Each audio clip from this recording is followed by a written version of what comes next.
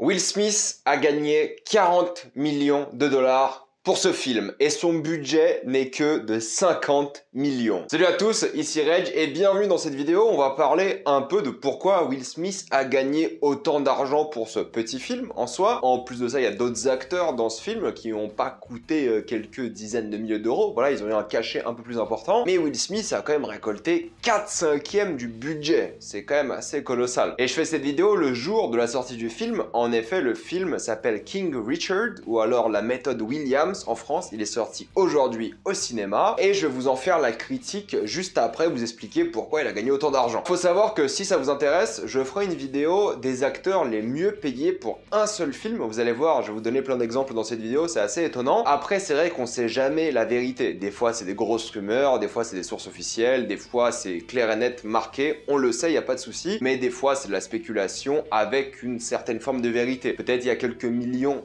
d'écart. Même pour ce film aujourd'hui, les 40 millions, on n'est pas sûr à 100%. En plus de ça, Will Smith n'est pas que acteur dans le film, il est aussi producteur. Donc prenez toujours ces chiffres avec un peu de méfiance, on sait jamais, mais je pense que l'ordre de grandeur est tout de même respecté. Il faut savoir qu'à l'époque, avant les années 2000, on va dire, les acteurs étaient payés très cher. Évidemment, si on compare à maintenant, c'est complètement différent. Les acteurs gagnent beaucoup plus d'argent, même avec l'inflation ajustée. Mais ce qu'on remarque, c'est que les acteurs d'aujourd'hui, ils gagnent beaucoup d'argent lorsqu'ils sont dans des franchises. En effet, à l'époque, par exemple, Jim Carrey pouvait toucher 20 millions à son apogée, évidemment, dans les années 90. 20 millions pour un film de comédie qui pouvait être banal. Mais vu que c'était Jim Carrey, on lui donnait 20 millions. Et c'était vraiment rare d'avoir un acteur qui dépassait les 20 millions à l'époque. C'était vraiment rare. Tobey Maguire, pour le deuxième Spider-Man, c'était à peu près 20 millions aussi. Mais c'était déjà une franchise. Et il n'avait pas gagné 20 millions pour le premier film. Le premier gros choc quand même de l'époque, je pense que c'était Keanu Reeves qui a gagné 250 millions pour toute la trilogie Matrix. C'est sûrement l'un des plus grands salaires de tous les temps pour un acteur. Et je vous ferai une vidéo pour vous parler de tout ça plus tard. Mais c'est vrai que c'était colossal. Mais c'était une franchise. C'était Matrix. Même pour le premier, il était très bien payé car c'était Keanu Reeves. Keanu Reeves, pareil, dans les années 90, c'était une star. Une gigastar même. Donc évidemment, ces salaires sont réservés aux gigastars. Mais c'est vrai qu'aujourd'hui, ce qui attire le plus les spectateurs, ce sont les franchises et non pas forcément les acteurs. Et c'est là que ça a beaucoup évolué pour le coup, c'est que maintenant, il faut jouer dans une franchise pour être très bien payé. En général, un acteur, c'est très rare, même un très connu, c'est très rare qu'il gagne 40 millions pour un film. Extrêmement rare, à moins qu'on pense que ce film rapporte énormément par la suite. Exemple, Will Smith par exemple, il a touché 35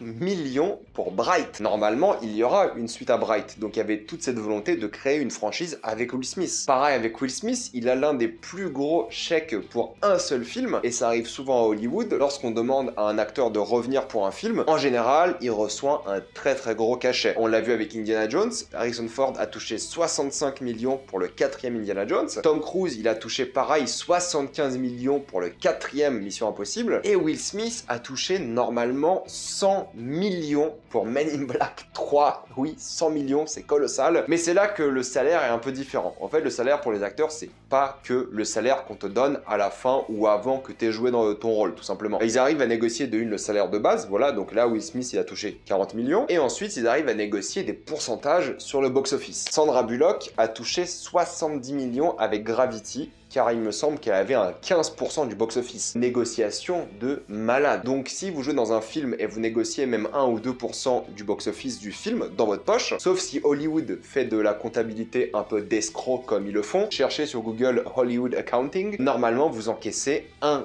bon pactole. Bruce Willis a touché 110 millions de dollars avec le succès du Sixième Sens. C'était un vrai succès au box-office et il a touché une énorme prime. Avait aussi négocié un pourcentage pour la demande vidéo, les DVD, les Blu-ray, etc. Donc même après que le Sixième Sens soit sorti au cinéma et en DVD, il touchait encore de l'argent, sans parler des droits d'auteur et des choses comme ça. Sauf que maintenant, c'est aussi pour ça que Scarlett Johansson a porté plainte contre Disney récemment, c'est qu'elle était donc très bien payée pour Black Widow, il n'y a pas de problème, mais elle avait négocié un pourcentage du box-office. Sauf que Black Widow n'était pas sorti qu'au cinéma, c'était aussi sorti sur Disney+. Du coup, Scarlett Johansson a trouvé que ce n'était pas très honnête et a poursuivi Disney en justice. Ça a été réglé en privé par la suite, mais c'est vrai que c'est ce qui s'est passé aussi avec ce film, King King Richard, Will Smith avait négocié un pourcentage du box-office pour tous ses collègues et ça n'a pas eu lieu apparemment car le film est sorti en même temps sur HBO Max. Donc au cinéma il a pas fait énormément d'argent mais il est sorti sur HBO Max aussi. On verra s'il cartonne sur HBO Max ou pas, mais du coup vu que le film est sorti sur HBO Max et les co-stars de Will Smith n'allaient pas avoir autant d'argent, il leur a donné un bonus pour leur faire plaisir car il trouvait que c'était la chose la plus honnête à faire dans ce cas-là. Je vais vous donner un peu d'autres exemples d'acteurs très bien payés parce que je sais que vous aimez ça, mais vous inquiétez pas, je vais vous faire une vidéo dédiée. Daniel Craig pour Knives Out a été bien payé. Mais là, avec Netflix, la suite, enfin les deux suites de Knives Out sortiront sur Netflix, il a réussi à négocier pour 2 films un salaire de 100 millions de dollars. Et encore une fois, vu qu'il n'y a pas de box-office sur la plateforme de streaming, tu peux négocier un salaire plus élevé. Car tu peux pas négocier un pourcentage d'heures de visionnage ou de nombre de vues. Vu que Netflix garde ces données privées, maintenant ils ont commencé à les révéler un peu plus, mais c'est vrai qu'en tant qu'acteur, t'as pas forcément la même force de négociation. Du coup, il a négocié 100 millions de dollars pour 2 films, ça fait évidemment 50 millions par film. Et c'est le genre de tournage qui est quand même très rapide. Je crois qu'à chaque fois, ils ont fini le tournage en quelques semaines. C'est pas des gros films, du coup, il a vraiment très bien négocié, mais en même temps, comme je vous l'ai dit, c'est la star du film. C'est lui aussi qui va attirer beaucoup de monde, c'est Daniel Craig. Un autre exemple, c'est DiCaprio qui a touché 50 millions pour Inception. Voilà, c'est lui aussi qui a beaucoup porté le film, alors qu'il y avait un casting assez colossal aussi à côté, mais c'est un salaire de 50 millions et DiCaprio est habitué évidemment à prendre très cher. Les salaires de DiCaprio c'est pas rien, je crois que pour le film Netflix qui sort là, Don't Look Up, il a pareil négocié 40 millions. Donc voilà, c'est DiCaprio, chaque film de DiCaprio est un événement, du coup forcément il peut négocier. Johnny Depp c'est 68 millions de dollars pour Alice au Pays des Merveilles, et pour apparemment chaque Pirate des Caraïbes, il aurait touché en moyenne 90 millions. Alors je pense pas que pour le premier il ait touché 90, mais en gros si tu fais la somme et tu divises par 5 le nombre de films Pirates des Caraïbes, ou même par 4, je sais plus, c'est environ 450 millions de dollars. Donc divisé par 4, ça fait 90 millions par film pour 4 films, et je crois que c'est plutôt sur 5 films, à vérifier. Mais c'est vrai que c'est une somme colossale. Et un petit dernier pour la suite, Robert Downey Jr. a touché 75 millions de dollars pour Infinity War et Endgame. Maintenant, j'ai quand même envie de parler un peu du film qui est sorti aujourd'hui, King Richard, la méthode Williams, car je l'ai vu. La méthode Williams est l'histoire du père de Serena et Venus Williams, aujourd'hui les tenniswomen les plus célèbres au monde, ou du moins parmi les plus célèbres. C'est l'histoire de leur père qui les a entraînés et qui s'est donné à 100% pour les protéger et les mettre en avant en tant que professionnels. Alors pour parler de Will Smith, on va commencer par ça rapidement. Sa performance est peut-être la meilleure de sa carrière, je dois vous l'admettre. Je l'ai trouvé touchant, drôle, strict, vraiment une bonne figure paternelle. J'ai adoré le voir dans ce film. Il avait vraiment tout ce qu'il fallait, il avait beaucoup de scènes émouvantes, il avait beaucoup de scènes où il se mettait en avant. De ce point de vue-là, le rôle est génial, il lui colle vraiment bien à la peau, il a changé un peu sa voix, sa manière de parler. C'est pas une grande métamorphose, mais tu vois qu'il s'est impliqué pour le rôle, et tu vois que c'est le rôle pour lequel il veut gagner un Oscar, et écoutez, moi je trouve que c'est mérité. J'ai déjà fait une vidéo sur la carrière de Will Smith, voilà, moi je suis un grand fan de Will Smith, j'adore ce qu'il fait, je trouve que c'est un excellent acteur avec beaucoup de charisme, et là pour le coup il a encore prouvé, il a encore montré que c'est un excellent acteur, et j'espère que peut-être il va gagner un Oscar pour ce film, on verra la compétition, mais au moins qu'il soit nommé car il le mérite. Donc pour ça c'est très bien. Maintenant le film, c'est vrai que je l'ai beaucoup apprécié, je me suis pas du tout ennuyé, le film est passé super vite, super divertissant, et rien à dire, mais c'est vrai qu'il y a quand même quelques facilités, il y a quand même quelque chose un peu lourde, il y a quelques scènes de foreshadowing entre guillemets où t'as Will Smith qui dit à Serena, oui ta sœur sera la meilleure au monde actuellement, mais toi tu seras la meilleure de l'histoire, des choses comme ça. Donc c'est vrai qu'il y a quelques choses maladroites, c'est filmé de manière assez basique aussi, il n'y a pas énormément d'idées de mise en scène, mais il y a de la tension quand il faut, des thématiques intéressantes, la place des noirs dans la société américaine et surtout dans le monde du tennis, car il n'y avait pas du tout de noirs dans le tennis avant, ou en tout cas pas beaucoup et pas extrêmement populaire, c'est un milieu de riches, du coup que des gens de la classe moyenne, voire bien plus basse y arrivent, c'est étonnant. Ça parle quand même pas mal de ça, il y a pas mal de scènes intéressantes par rapport à ça, enfin c'est vraiment le but du film aussi, Donc c'est cool parce que d'un côté, il y a vraiment cet amour du tennis. Moi, pour le coup, je suis pas du tout le tennis, du coup, je ne connais pas du tout, sauf les athlètes les plus connus, mais c'est vrai qu'il y a cet amour du tennis qui est bien représenté, il y a ce côté show business qui est bien représenté aussi, ce côté marketing du tennis, il y a des choix qui sont des fois très difficiles de la part du père, voilà, de King Richard, comme il l'appelle, où tu commences à être du côté des professionnels du métier, et tu mets en doute ce que cette personne sait ou pas faire, car lui n'a pas d'expérience de tennis, lui, il a juste lu des magazines, des livres, il a regardé des interviews et des choses comme ça. Il a pas trop d'expérience, mais il entraîne quand même ses filles, mais il a aussi besoin d'aide de professionnels pour les les insérer dans le monde professionnel. Donc j'ai trouvé le film divertissant, bonne ambiance, vraiment un bon petit film très sympa, certes classique, mais touchant, mais beau et vraiment extrêmement efficace. J'aurais peut-être demandé un peu plus de mise en scène de la part du film, parce que c'est que c'est pas la mise en scène qui va rendre le film mémorable. Ce qui va rendre le film mémorable, c'est la performance de Will Smith, qui est très bon, mais sinon c'est que c'est pas le film le plus incroyable de tous les temps, mais je pense que quasiment tout le monde va l'adorer, ou du moins l'apprécier, car c'est un film qui peut plaire à tout le monde, et c'est le but du film. Et pour conclure, c'est ça, c'est un film touchant, grand public, qui a l'objectif de plaire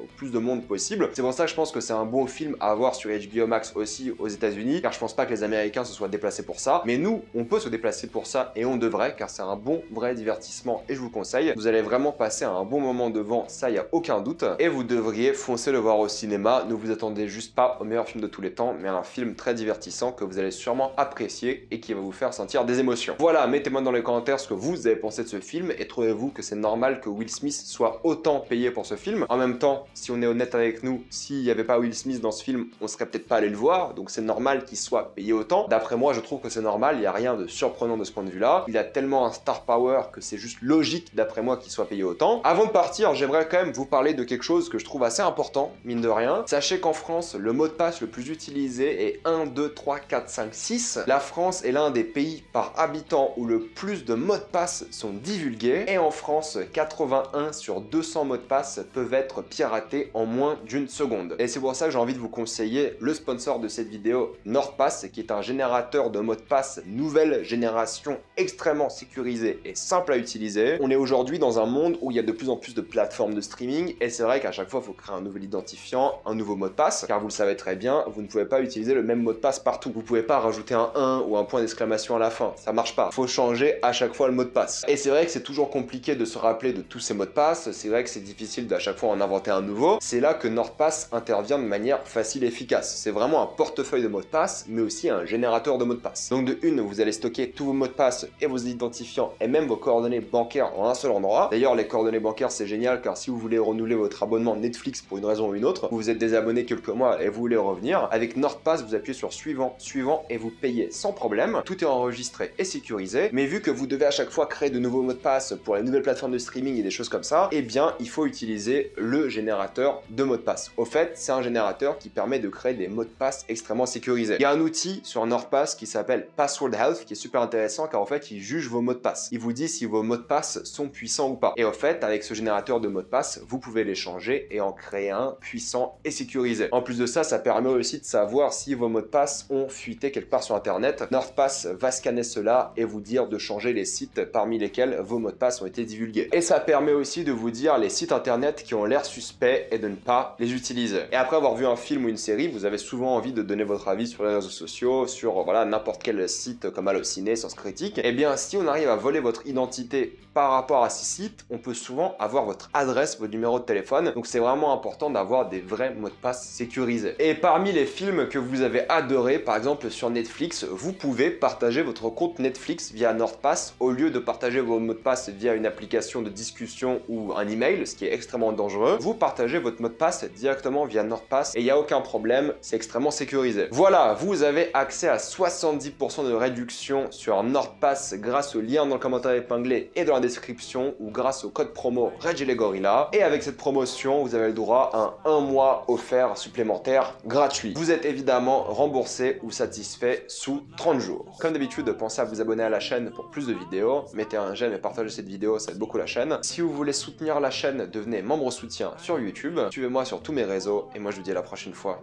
Salut à tous.